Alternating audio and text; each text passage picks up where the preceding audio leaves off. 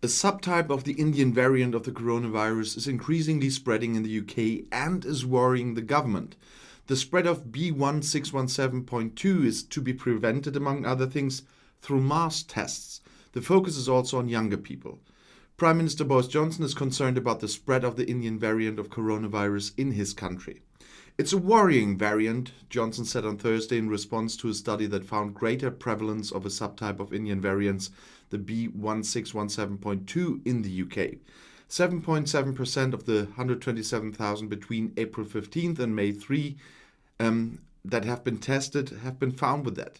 According to the study by Imperial College, the total number of coronavirus cases during the period fell to its lowest level since August 2020.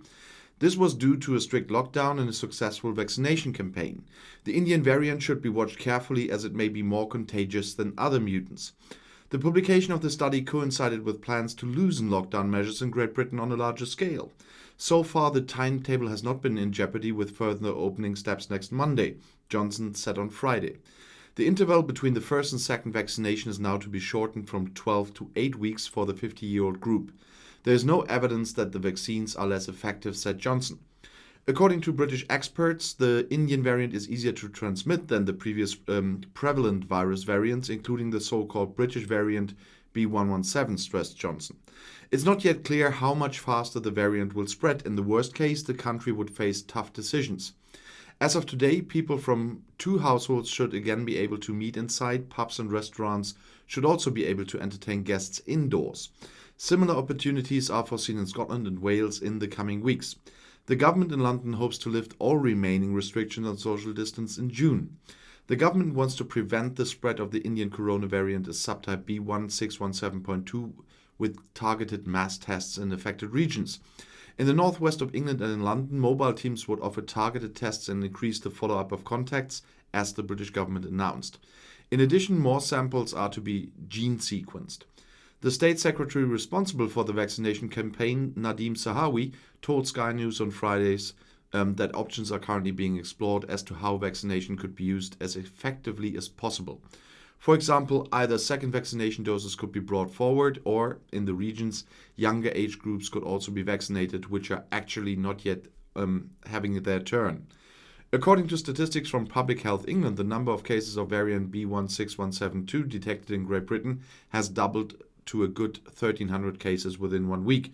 However, it should not be clear yet whether the mutant eludes the effect of vaccines or causes more serious illnesses. Overall, the number of infections in the UK is very low, with a nationwide 7-day incidence of around 23. Regionally, however, there has been an increase again in recent weeks, which is partly attributed to the Indian variant. Great Britain is one of the countries with the lowest number of infections, and yet it will again be considered a risk area in Germany from Sunday. The reason is the Indian virus variant, which is considered worrying. The federal government is classifying Great Britain as a corona risk area again since yesterday, despite the low number of infections. The reason is that at least limited occurrence of the virus variant first identified in India, as announced by the Robert Koch Institute. Variant B1617.2 has contributed to dramatic numbers of infections in India. The UK has so far been one of the few European countries that has been removed from the list of risk areas due to stable low numbers of infections. The 7-day incidence was last 21.9. Only countries over 50 are normally classified as risk areas. The RKI points out, however, that the Indian variant is now classified as worrying by the World Health Organization. When classifying risk areas, qualitative criteria are regularly taken into account in addition to the incidence values, writes the Institute. According to the British government, the Indian variant has so far been discovered in 4 deaths. According to the health authority Public Health England, the number of proven cases of those infected with the variant has doubled to a good 1,300, as I said. Great Britain has already eased the corona measures.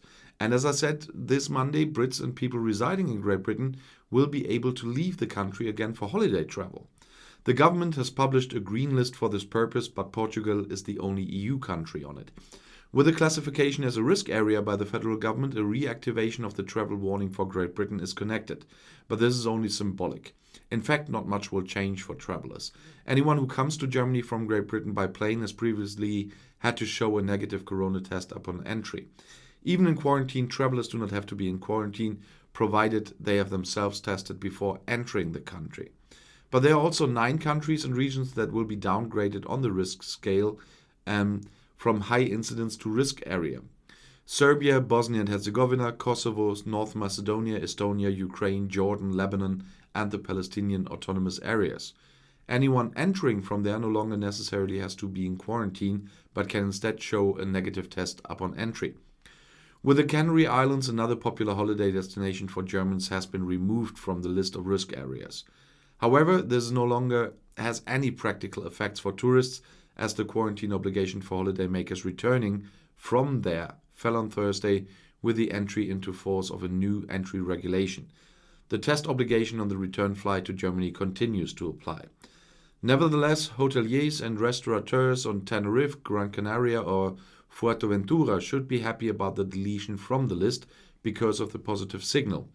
The waves of infection in recent months hit the tourism industry on the Atlantic island of the west coast of Africa particularly hard, as winter is practically the region's main season. According to the latest figures from the Spanish tourist office, Turespaña, the islands only landed well in the first 3 months of the year with 260,000 foreign tourists. That is 90% less than in the first quarter of 2020, when the pandemic had already had its first negative effects. The Canarios are now betting on the summer. And if you want to stay informed, please subscribe to my channel. I'd really appreciate this. And of course, I appreciate if you watch my videos, and if you like them, please give it a thumbs up. I'll see you in my next video. Auf Wiedersehen.